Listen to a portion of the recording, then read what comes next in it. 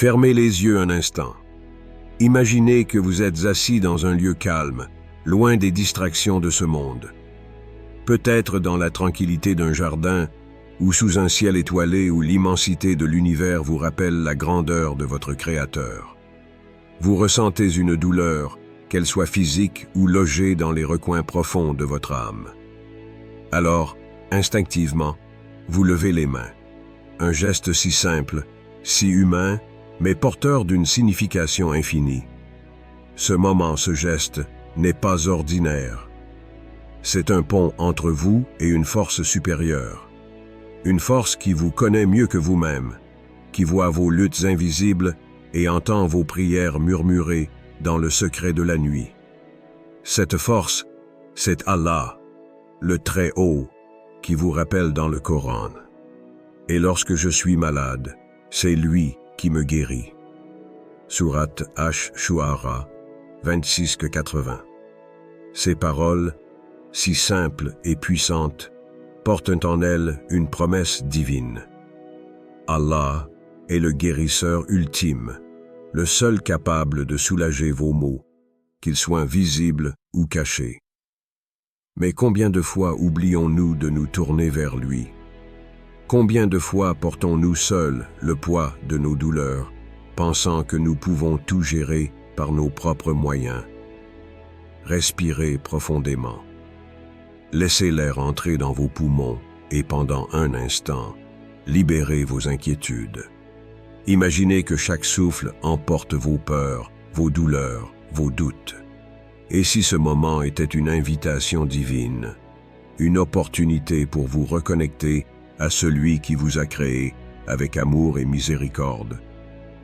Le prophète Mohammed, paix et bénédictions sur lui, nous a enseigné que les du'as, les invocations, sont les armes les plus puissantes d'un croyant. Elles ne sont pas seulement des mots prononcés avec les lèvres, mais des appels sincères qui viennent du cœur. Dans un hadith célèbre, le prophète, paix soit sur lui, a dit « Invoquez votre Seigneur avec certitude, qu'il répondra à vos prières. » Prenez un instant pour réfléchir à ces paroles. Pensez à la certitude. Pas à l'espoir fragile ou au doute, mais à une foi absolue en la puissance d'Allah. Avez-vous déjà ressenti cette paix intérieure qui envahit votre cœur lorsque vous confiez vos douleurs à Allah, sans filtre, sans retenue? Imaginez un instant que cette douleur, ce poids que vous portez, n'est pas une fin en soi, mais un rappel. Un rappel qu'Allah est là, tout près, attendant que vous lui demandiez assistance. Parfois, les épreuves que nous traversons sont des appels divins à nous tourner vers lui, à renouer avec notre foi. Ces épreuves, bien que douloureuses, portent en elles des bénédictions cachées. Verset coranique. Nous vous éprouverons certes par un peu de peur, de faim et de diminution de biens, de personnes et de fruits. Et fais la bonne annonce aux endurants, qui disent, quand un malheur les atteint, certes nous sommes à Allah, et c'est à lui que nous retournerons. Sourate Al-Baqarah 2, 55, 56. Ces versets nous rappellent que même dans nos moments de douleur, nous ne sommes jamais seuls. Nos souffrances ne sont pas ignorées, mais elles sont vues et entendues par celui qui est proche. Allah, dans sa sagesse infinie, a placé dans les épreuves une opportunité de purification et de proximité avec lui. Imaginez-vous à cet instant précis, dans votre douleur. Et si cette douleur n'était pas un obstacle, mais une porte qui vous mène directement à Allah, que feriez-vous? Comment utiliseriez-vous cette opportunité pour transformer votre douleur en un lien spirituel profond? Laissez-moi vous partager une lumière au milieu de cette obscurité. Un cadeau divin, un trésor offert par Allah à ses serviteurs. Le doua de Shifa. Ce doua transmis par le prophète Mohammed, paix soit sur lui, n'est pas simplement une prière. C'est une clé pour ouvrir les portes de la guérison divine, qu'elle soit physique, émotionnelle ou spirituelle. Avant de réciter ce doua, prenez un moment pour introspecter. Posez-vous cette question. Qu'est-ce que je cherche vraiment? La guérison de mon corps, la paix pour mon cœur, ou peut-être une foi renouvelée qui éclaire tout mon être. Ce moment, cette recherche est sacrée. C'est un rappel que peu importe où vous êtes, peu importe votre situation, Allah vous écoute. Il attend votre appel. Alors pourquoi attendre? Pourquoi porter vos douleurs seuls, alors qu'Allah vous invite à partager vos fardeaux avec lui? Dua puissante. Allahumma rabbanas, adhib al-ba'sa, ishfi anta ash-shafi, la shifa'a illa shifa'uk, shifa'an la yugadir saqaman. Ô Allah, Seigneur des hommes, éloigne ce mal et guéris, car tu es le guérisseur. Il n'y a pas de guérison en dehors de la tienne, une guérison qui ne laisse aucune maladie. Chaque mot de ce dua porte une signification profonde. En appelant Allah par son nom, Ash-Shafi, le guérisseur, vous reconnaissez que tout pouvoir de guérison vient uniquement de lui. Vous libérez vos peurs et placez votre confiance en celui qui est infiniment sage et miséricordieux.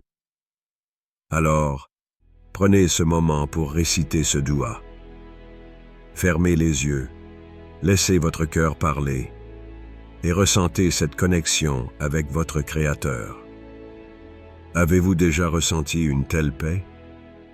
Une paix qui transcende la douleur et vous rappelle que, peu importe votre situation, vous êtes entre les mains du Tout-Puissant? Sous un ciel nocturne éclairé par la lueur de la lune, Amina s'assit seule dans sa petite cour. Les étoiles scintillaient, mais son cœur semblait plongé dans une obscurité qu'elle ne pouvait plus ignorer. C'était une femme forte en apparence, une mère aimante et une épouse dévouée. Pourtant, à l'intérieur, elle portait un fardeau invisible, une douleur constante et persistante qui lui volait chaque instant de paix. Cette douleur n'était pas seulement physique. Elle s'était installée dans son esprit, imprégnant chaque pensée, chaque rêve d'un poids insoutenable. Amina avait consulté les meilleurs médecins, suivi les traitements les plus modernes et même essayé les remèdes traditionnels transmis de génération en génération. Mais rien ne semblait fonctionner. Chaque échec ajoutait une nouvelle pierre à ce mur d'impuissance qui l'enfermait davantage. Une nuit, après avoir mis ses enfants au lit et attendu que sa maison s'endorme, Amina, épuisée, s'écroula sur le tapis de prière. Elle fixa le plafond, ses larmes coulant librement, silencieusement. Ce n'était pas la première fois qu'elle pleurait ainsi, mais cette fois, elle ressentait une désespérance qu'elle ne pouvait plus contenir. Soudain, un souvenir enfoui refit surface, comme une étincelle dans l'obscurité. Les paroles d'un vieil imam, entendues il y a des années, l'invocation et l'arme du croyant. Ces mots résonnèrent dans son esprit. Une arme? Et si, tout ce temps, elle cherchait sa guérison ailleurs, alors qu'elle avait à portée de main l'arme la plus puissante? L'invocation, le doua. Amina s'agenouilla alors, levant les mains vers le ciel, comme si son âme voulait s'élever au-delà de ce monde. Ses lèvres tremblaient alors qu'elle prononçait les mots qu'elle connaissait depuis son enfance, mais qu'elle n'avait jamais récités avec une telle intensité auparavant. Allahumma rabbanas, adhib al-basa, ishfi anta ash-shafi, la shifa'a illa shifa'uk, shifa'an la yugadir saqaman.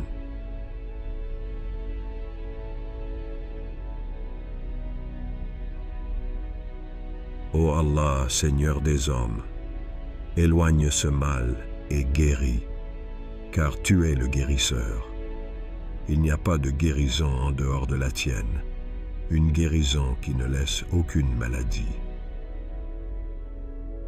Avez-vous déjà ressenti ce moment où les mots dépassent le simple langage, où chaque syllabe semble porter le poids de votre cœur, chaque souffle devient une offrande?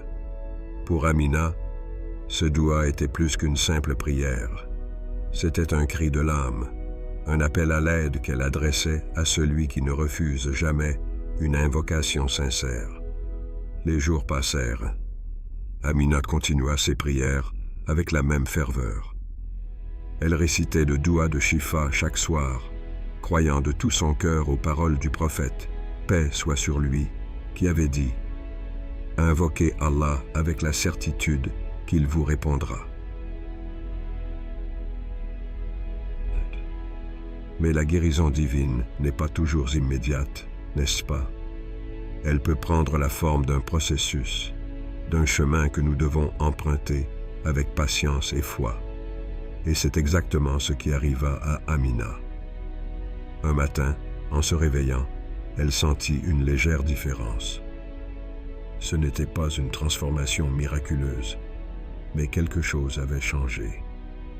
La douleur qu'elle portait semblait moins oppressante, son cœur un peu plus léger. Elle se mit à sourire, un sourire qu'elle n'avait pas ressenti depuis longtemps. Ce n'était que le début.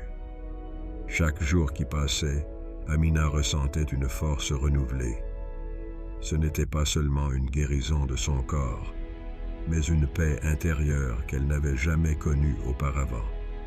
Elle réalisa que la douleur qu'elle avait vécue n'était pas un châtiment, mais un rappel qu'Allah est toujours là, attendant qu'on se tourne vers lui.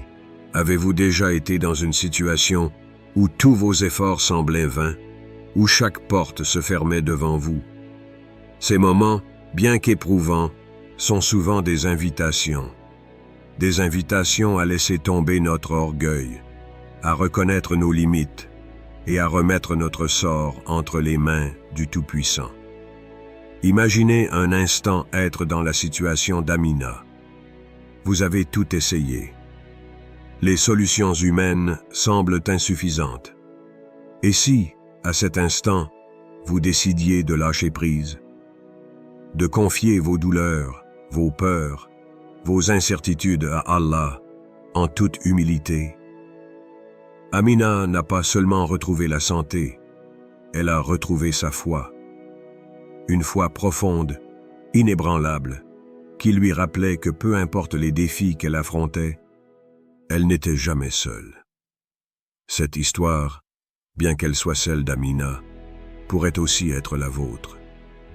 Peut-être traversez-vous actuellement des moments de douleur, d'incertitude ou de solitude. Peut-être que, comme Amina, vous avez essayé de tout gérer par vous-même. Et si aujourd'hui, vous faisiez un pas différent? Si vous leviez les mains, non pas en signe d'abandon, mais en signe de confiance absolue? Prenez un instant pour méditer sur ces questions.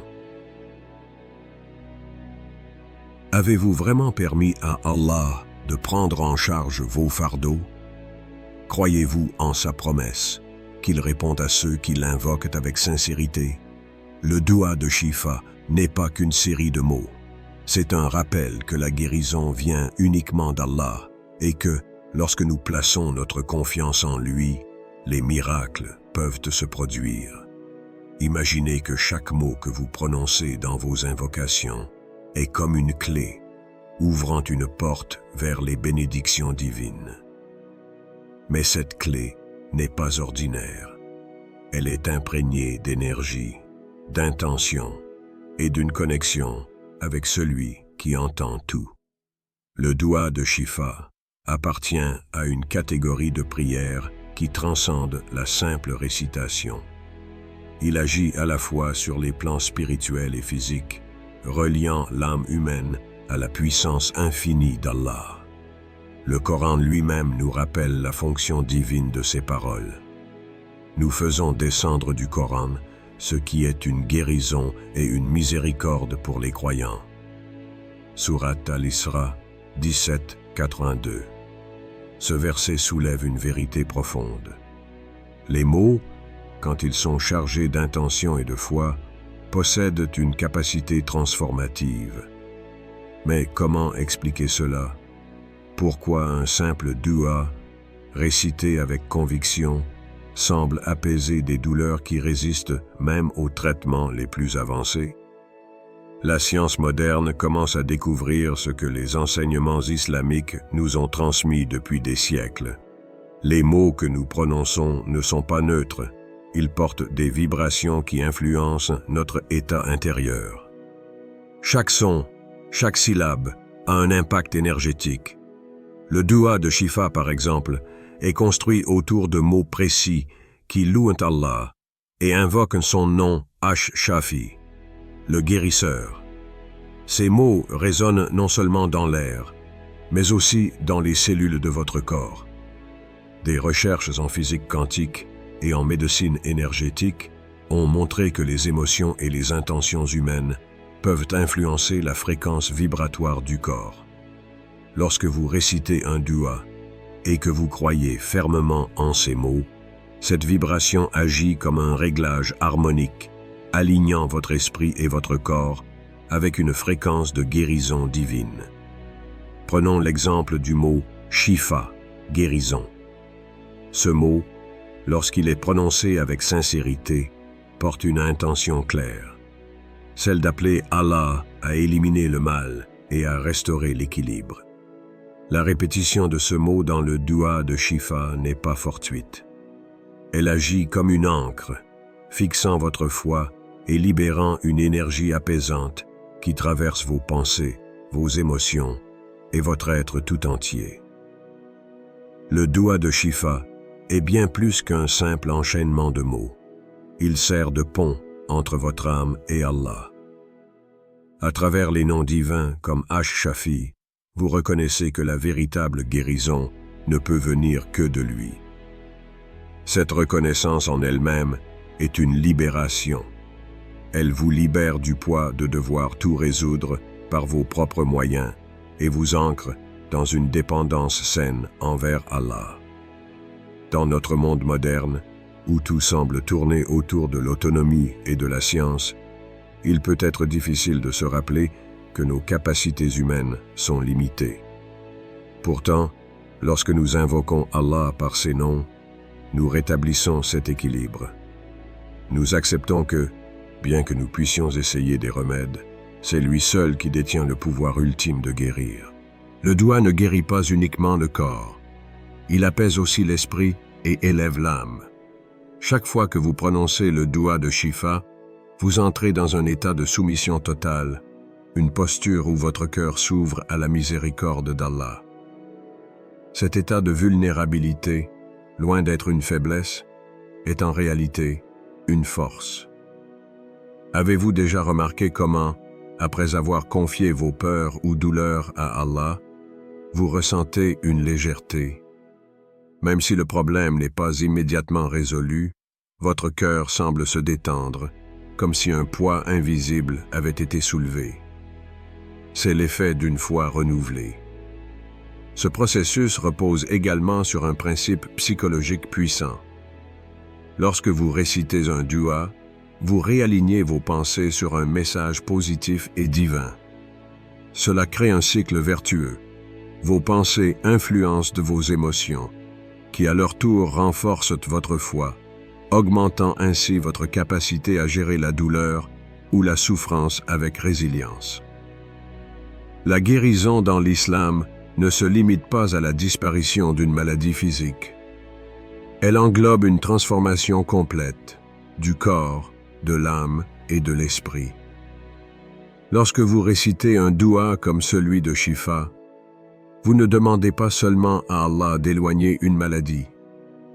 Vous lui demandez également de vous purifier, de restaurer votre paix intérieure et de vous rapprocher de lui. Un hadith célèbre nous rappelle cette vérité. Il n'y a pas une maladie qu'Allah ait créée, sans avoir aussi créé son remède. Ah, c'est le Sahih al-Bukhari.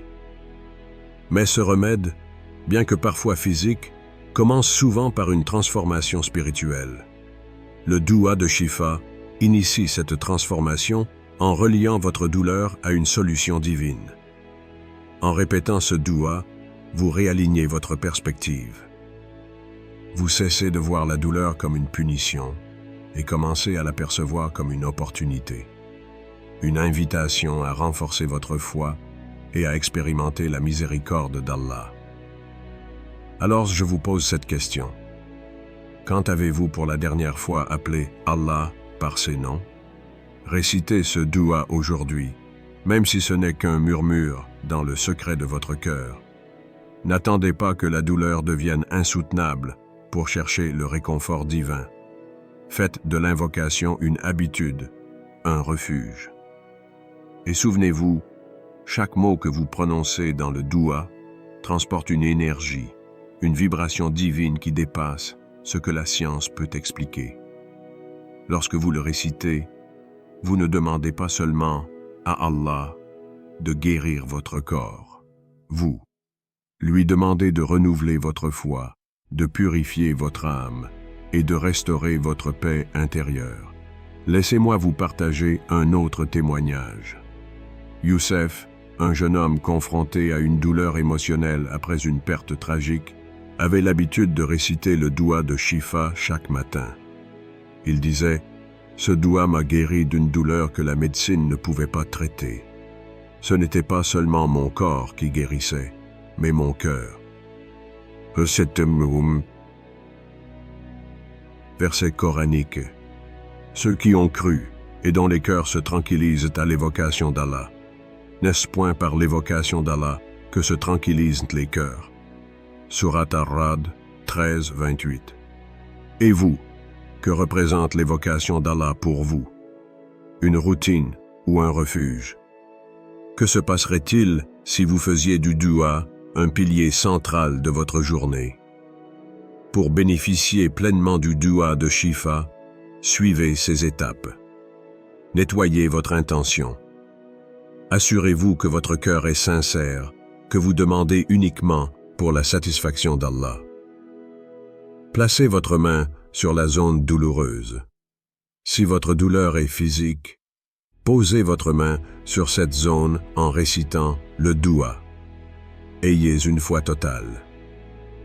Croyez qu'Allah vous écoute et qu'il répondra à votre appel. Répétez régulièrement. Faites de ce doua une habitude, que vous soyez en bonne santé ou dans la douleur. Hadith. Invoquez Allah avec certitude qu'il vous répondra. Sunan at-Tirmidhi. Posez-vous cette question. Que pourrait-il arriver si vous commenciez chaque jour avec ce doua en confiant toutes vos douleurs à Allah? Le prophète Mohammed, paix soit sur lui, nous a rappelé qu'Allah est plus proche de nous que notre veine jugulaire. Alors, pourquoi hésitons-nous à nous tourner vers lui dans nos moments de douleur? Verset coranique. Et quand mes serviteurs t'interrogent sur moi, alors je suis tout proche. Je réponds à l'appel de celui qui m'invoque quand il m'invoque. Tu es si bien que ça. Surat al-Baqarah 2, 146. Chaque douleur est une opportunité de renforcer votre lien avec Allah, une chance de ressentir sa miséricorde et sa guérison. Et vous, êtes-vous prêt à lever vos mains et à réciter ce doua dès maintenant?